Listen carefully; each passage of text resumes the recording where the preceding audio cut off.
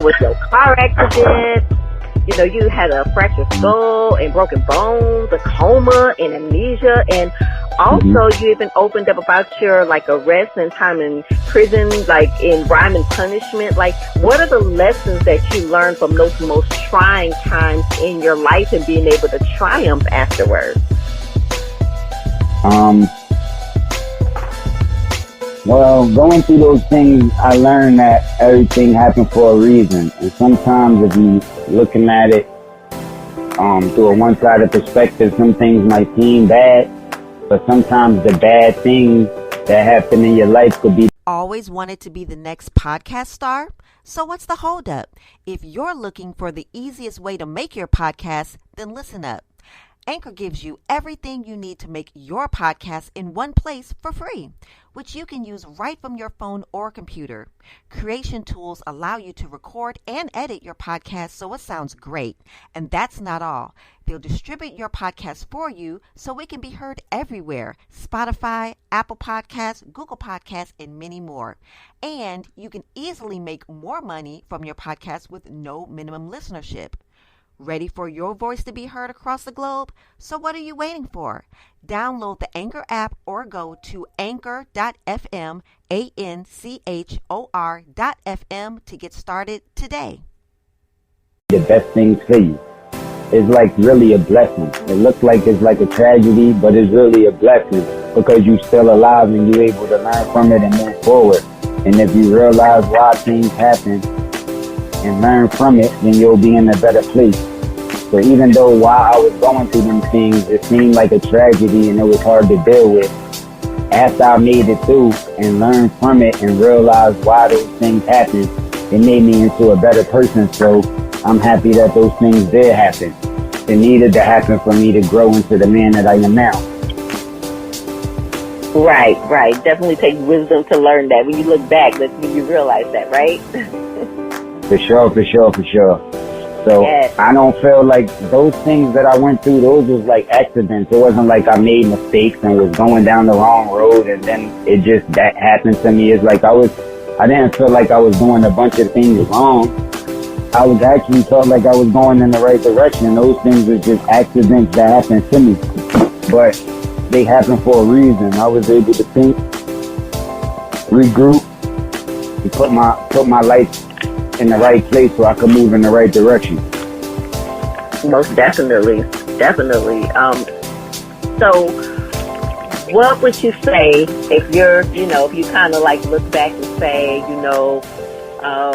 what would you tell young Cassidy who just got like new to the whole music business, and what would the evolved Cassidy tell young Cassidy about like what happens over time with growth? Like, give young Cassidy. The older Cassidy would tell a younger Cassidy, just do what you do. Just keep going in the same direction you're going in. Like, I don't feel like the young Cassidy made any mistakes. I feel like the younger Cassidy did exactly what the younger Cassidy was supposed to do. And if the younger Cassidy wouldn't have did what he did, then the older Cassidy wouldn't be able to tell him the things that he's about to tell him. So if he don't do exactly what I did, then it would be no me, the older Cassidy. I wouldn't even be able to exist. So I would want him to do exactly what he did and just learn from everything he did and just tell him eventually he's going to be me. He's still going to be around, so just keep going. You're going in the right direction. That's right. I definitely live my life in about like really the same way. So, it's almost like I read a book, Jan Levanson basically was saying the same thing. Like, you really look back and anything that you ran into is like you really say thank you for those experiences because you wouldn't be the person that you are today. So it's very true. For sure. And a lot of religious people contradict themselves because they say God don't make mistakes. But God made us, and they feel like that you always making mistakes and doing stuff wrong, and you want to change this and go back and change this, and I would do this different. And it's like, why do you feel like you make so many mistakes if you made in God's image? God made you, he don't make mistakes. So if he made you and he don't make mistakes, he made you exactly like how you're supposed to be. So everything that you do, whether the people in power tell you is wrong or right, you're doing exactly what he made you to do. So you're not doing nothing wrong. Everything is perfect. That's right. That's right. So, look, you got a chance to act, like previously in like the movie Next Day Air, and are you looking to do more TV and movies? And how was that experience when you did that? That was a great experience, and I got a lot of compliments on that movie set. I guess because I've been dealing with lyrics for so long and memorizing lyrics and freestyling and things like that. I was able to memorize the script easy and add a lot of things to the script that wasn't in the script to make the scene better. So I got a lot of compliments, and I was told that I was pretty good at it. I did other movies, like I did a movie called Coney Montana with Michael Blackson, and I got a lot of compliments in that movie too. So I'm looking forward to shooting more and doing more, whether it's TV, movies. I actually just wrote my own first movie. I just finished writing it recently, and it's a crazy script. It's similar to my lyrics. It's like a lot of the end stuff in it, but there's a lot of twists and turns, just like my lyrics. It's deep. Sometimes you might think something means one thing, but it could mean 3 or 4 things, and it's like a lot of twists and turns in my movie. It's the original style of writing, so I can't wait till the people see it. That's dope. I can't wait to see it too, most definitely. And you know what? It's so funny that you say that, when you say that, you know, you kind of, the way you, basically, I guess I would say the way you do your figurative language is like you'll say one thing and people will think it means one thing, but it really, you know, can have like more than one definition. Like, I see you've been posting more music on IG, and there's a song I listened to called She Coming, right? Now, it's all about sex, but it's really all about love. For sure. Yes. For sure. It's a grown man song. I said, okay. And that's the best possible relationship you could have. Somebody that you could put all of your trust in and always rely on. Whether it's with money, whether it's with your life, whether it's with somebody else's life, whether it's with whatever, you could always rely on them. And if you ever need them, they always coming, no matter what. Even if the predicament is not right for them to come, even if it's gonna hurt something or mess up something, they still gonna be there no matter what. They gonna always put you first before anything else. And to have that type of relationship is hard to find, but once you got it, you need to cherish it. That's right. Everybody, you know, wants that type of love. So, you know, that was a real nice song that you did right there. So Thank you. Yes. And another thing, people hear that song now that we on that topic. Sorry, not to cut you off, but now that we on that topic, I hear a lot of people when I'm saying, I say youngin' in that song, but I'm talking about my wife is actually younger than me, and that's silly. That's just terms that we used to use back in the day. You know what I'm saying? But it's not like I'm talking about a young girl, like underage. Like I never dealt with a girl that was underage since I was underage. Like I don't play those games. Like, you know what I'm saying? My wife is younger than me, but she's only a year younger than me. Like we in the same age bracket, so I don't deal with little girls. So that's just slang that we use, and I just wanted to get that straight for anybody that go check out that She Coming song and might be confused. Okay, yeah, click. You definitely, you know, but look, I'll vouch for the song. It's a beautiful song. Thank you. Yes. So what's in your playlist right now? What is Cassidy listening to? Well, me and my wife, we was just listening to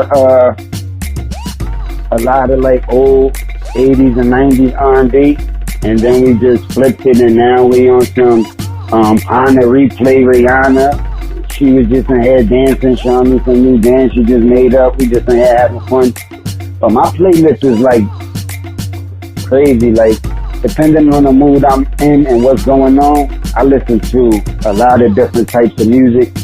But because I make music and I be working so much, I don't get a lot of time to listen to other people's music. Right. I got you. It sounds like, you just kind of go with the vibe, take you, That's what we got to do to make it through this quarantine, you know what I'm saying? So. Yeah, but I'm a big music fan. I mean, my parents was rapping before I was born. So as far as hip hop, I'm like a hip hop pioneer. But I like all other forms of music, from R&B to reggae to pop to rock. Like, I like all different type of forms of music, and I got a lot of years in, and I came up in a family that was deep and had years in when I was coming up. So I got a long period of time where I was listening to music, celebrating music. So my playlists go all the way back to the 60s. And it's like a lot of different type of music, just depending on what bag I'm in to determine what music I play at the time. Right. Most of the time I'm listening to my artists and my music because I'm creating and working so much. And when I get a chance to listen to music and I'm just getting a chance to relax, like it's quarantine time, so we getting more opportunities to listen to music. But when I do get the opportunity, most of the time it's not hip hop. It's not the same type of music I make to do. Most of the time it's like R&B, party music, fun music. It's like, you know what I mean? Things that I don't do to put me in a different zone. Okay. Cool. Well, I love to ask this question to, people that I interview. And I want to know, what does hip hop mean to you, and why do you think that hip hop chose you? Well, to answer the last question first, I was born into hip hop. Like I said, my mom and my dad rapped before I was born. I was born with the name Bars. It's like they knew I was going to come out to be a rapper. It's like, this is what I was born to do. So, that's how I'm going to answer that question. And what hip hop means to me, I actually just did a song recently called The Four Elements. And I broke down hip hop from when it started to about 1996. That's around the time when I started to do it myself and started to get popular. But from the beginning of hip hop to 96, I broke down all of the people that played a part, influenced me, what they did in hip hop, and I broke down the four elements and how the elements played a part in the hip hop and making hip hop become what it is. So, hip hop is a culture, man. It's bigger and it means more than just a business. Of course, the people seen that it was a culture and got into it and made it a business, and to be able to make money, trillions of dollars or billions of dollars or whatever they making it. They knew that there was like a lot of money into it, so they made it into a business. But before it was even a business, it was a culture, and there's going to always be a culture. There's going to be certain rules you got to follow and certain guidelines that you got to live by if you're a part of the culture. And that's what hip hop represents. Wow, that's dope. Now, what's next for you in this upcoming year? What plans do you have for Cassidy in 2020?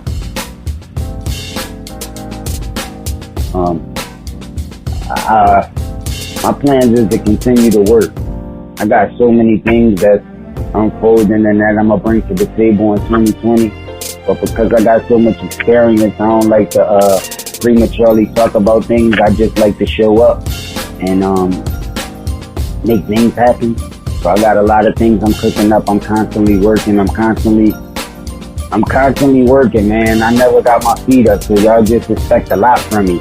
But in the meantime, in between time, so y'all can stay in tune to what's going on now. Like you told them early in the interview, y'all go on my social media. It's Cassidy_Larceny. That's LARSINY, blue check. And y'all can see what I'm into. And go to my webpage, www.CassidyTheHustler.com. And the Cassidy the Hustler is DAHUSTLA. CassidyTheHustler.com. That's my webpage. It got all my merchandise from dad hats to snapbacks, hoodies, jackets, t-shirts, all of the merchandise that I be rocking. You could get fresh like me.